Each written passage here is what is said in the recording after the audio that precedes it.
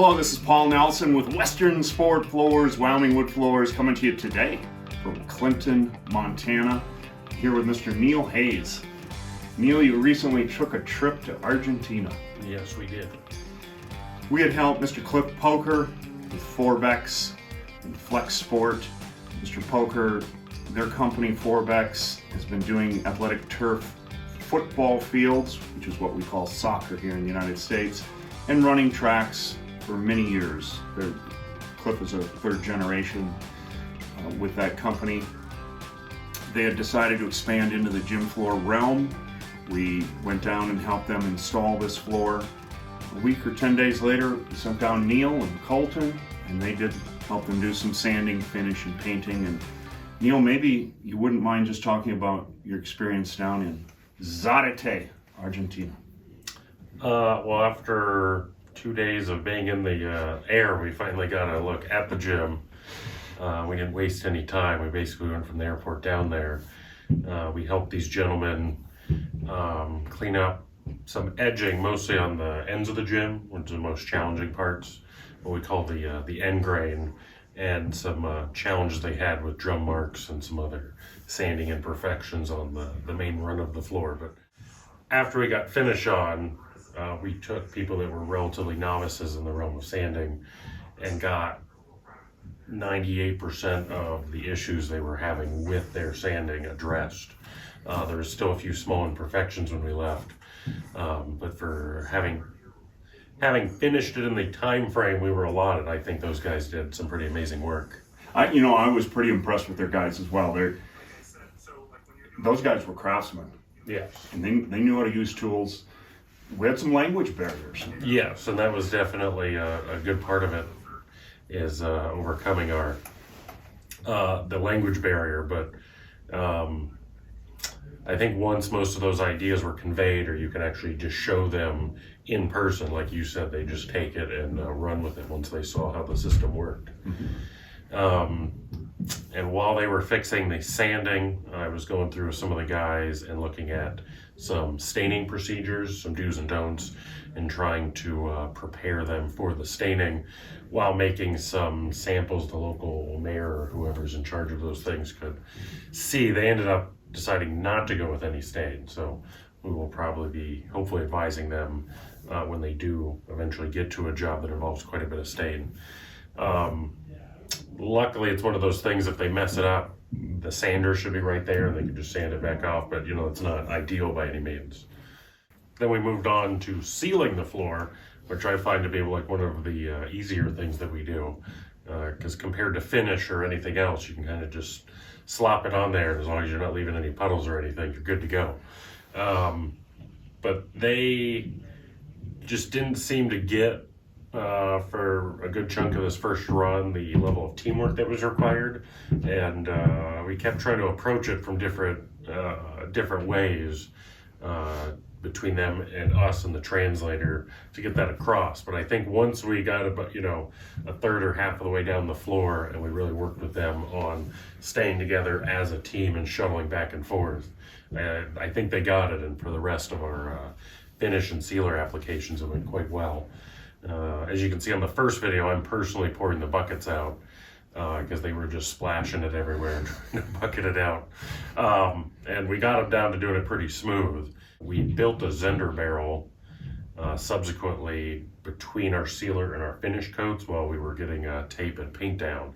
And they had a very hard time sourcing a trash can that was big enough for creating a Zender barrel. Most of theirs are quite tiny trash cans. Most places, have what would be equivalent to us, like a small trash can for your bathroom.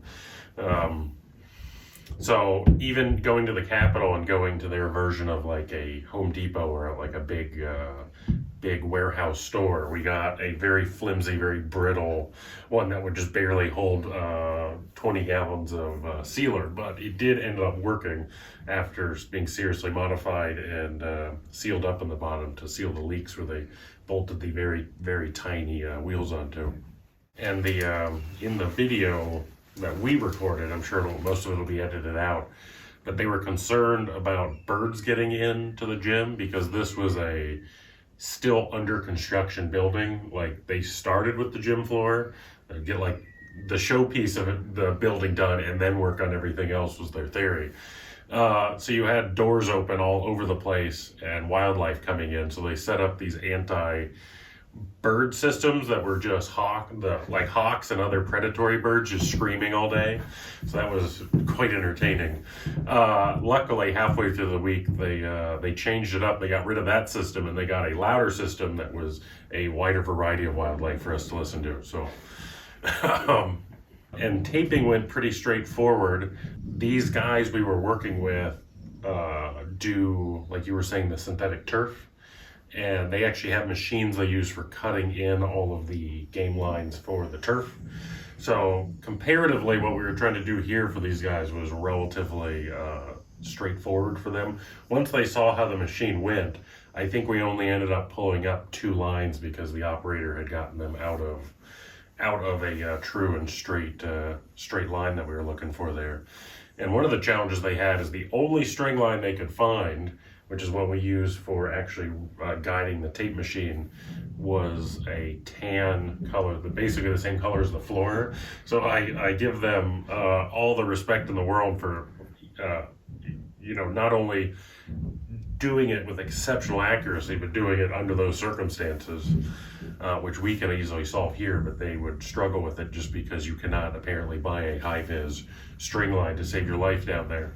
And, for whatever challenges our country has, if you want to appreciate your country, go somewhere else. Right? Yes. Because just buying the simplest things that we would consider simple, are maybe just not available in Argentina. Yes, well, that was many of the challenges we had, and we had to find compromises the whole way. But even sourcing what we would take for granted as just simple rollers with the appropriate nap on them for putting your paint down is something that you'd struggle to find there, especially if you want ones that are reusable in any way. But the taping went really well. We had to pull up, a few pieces of tape, but everything proceeded in a pretty straightforward manner. They took to the whole weeding process quite well as far as looking at the diagram and cutting out the tape so that after you apply the paint, everything looks appropriate. Some of them were a little heavy-handed, but we went over some of that because, you don't want to be looking like you're having like machete fights in there, gouging your floor, trying to just cut the tape. And even with there being the language barrier, when we moved on to painting, they did an exceptionally good job. We got them all together and we did a quick class on how to paint gym floors and what we're looking for, and just putting down a nice even texture without leaving ridges anywhere or any gross looking spots, especially at the intersections. Pulling tape went well. We had lots of many dozens of little spots we had to clean up where we got paint outside or left little imperfections here and there. But with that many eyes and that many bodies, we were able to walk the floor, identify them, eliminate them, get it cleaned up, patted the whole floor down. They actually had they bought basically the best buffers you could buy for what you're doing with this. And they had variable speeds and weight packs on the top, so we played around with some of those features to get just the right amount of weight on the right grit of pad at the right speed, patted the whole gym down, got it cleaned. Cleaned all the surrounding facility because there was still plenty of dust and dirt and grime left from ours and other activities that were going on in there being a construction site. And then just made pretty quick work of pulling 2 coats of finish, and it was a good looking floor when we left. As you can see from the video, we have their guys doing the full closeout and everything on that last coat. We'd showed them how to do it a couple times, had them do part of the closeout. But we just kind of left it to them on that last one just to make sure they were 100% of what we were looking for. And we went back afterwards and walked around on that floor before we left, and it was just looking great. The ends cleaned up real nice. There was no visible puddles or any defects, no dry spots from touch-ups, just all around. I'm sure the local town will be excited to have that. The guys we were actually working with are from Paraguay, which is also in South America, but apparently they're not quite as well off as the Argentinians. So they're over in Argentina working for Cliff. Cliff doing this. So they have their own language aside from the Argentinian Spanish. So our host spoke English, our translator spoke pretty good English. They all spoke Spanish, and then they speak their own language. And then we're wandering around, and I know like 4 words of Spanish. So it was quite interesting. I think with Colton especially, I think the driving really startled him. That it's just kind of a very free form. Yeah. Down there. As a pedestrian in Argentina, you don't step out on the road if there's a car coming, right? Oh, yeah. And then of course they don't have the culture of like the big giant trucks. Like we have like small warehouses on the back of our trucks we haul around. Right. They have to palletize all their stuff and have someone else move all their stuff for them, which might be good or bad depending on the way that goes. So we certainly gave them some advice on how to kind of palletize their stuff and make sure the important things are kind of taken care of over there. And the food is just amazing with all the French and the Italian influences there in their cuisine. Even like their simple street food is just head and shoulders above what you can buy here for fast food in my mind. It was just delightful the whole time. It was awesome.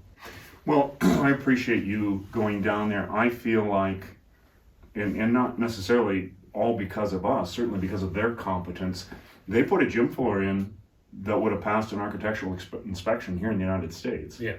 Which, generally speaking, I think their expected level of work might not be at that level. So I think Cliff is well on his way to becoming a gymnasium flooring contractor, don't you? Yes. I think once they get a few more under their belts, I think they'll be right there with that crew that they got. I agree. Learning curve is going to be steep, but it's still steep for us in some instances. Yes. For Western Sport Floors and Wyoming Wood Floors, this is Paul Nelson. You make it a great day.